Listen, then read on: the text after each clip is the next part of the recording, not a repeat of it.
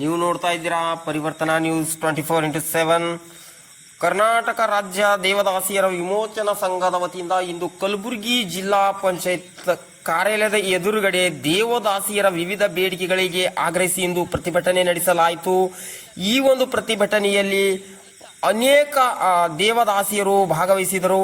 ಈ ದೇವದಾಸಿಯರ ಒಂದು ಹೋರಾಟದಲ್ಲಿ ಸಾಮಾಜಿಕ ಹೋರಾಟಗಾರತಿ ಖ್ಯಾತ ಮಹಿಳಾ ಚಿಂತಕಿ ಕೆ ನೀಲಾ ಅವರು ಕೂಡ ಭಾಗವಹಿಸಿದರು.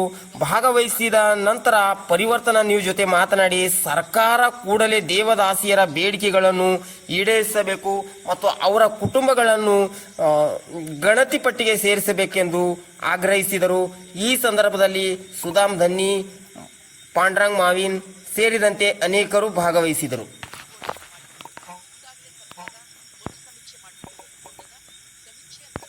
ಮಕ್ಕಳು ಮೊಮ್ಮಕ್ಕಳವರೆಗೂ ವಿಸ್ತಾರ ಮಾಡ್ಯದ. ಇದು ಇಷ್ಟು ವರ್ಷ ನಡೆಸಿದಂತ ಹೋರಾಟಕ್ಕೆ ಒಂದು ಗೆಲುವು ಅಂತ ನಾವು ಭಾವಿಸಿದೀವಿ.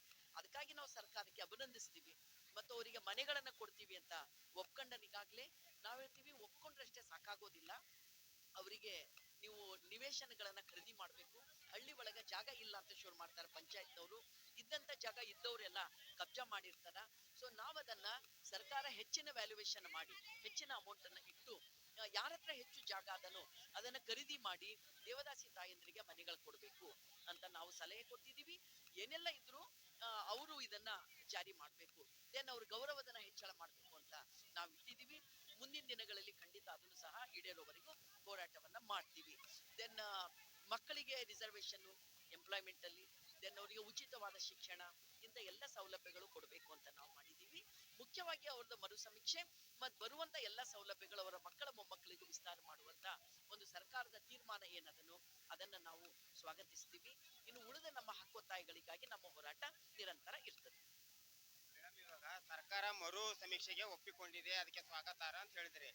ಸರ್ಕಾರ ಒಂದ್ ವೇಳೆ ನಿಮ್ಮ ವಿವಿಧ ಬೇಡಿಕೆಗಳು ಅಂದ್ರೆ ದೇವದಾಸಿಯರ ವಿವಿಧ ಬೇಡಿಕೆಗಳೇ ಈಡೇರಿಸ್ತಾ ಅನ್ನುವ ನಂಬಿಕೆ ನಿಮ್ಮಲ್ಲಿ ಇದೆಯಾ?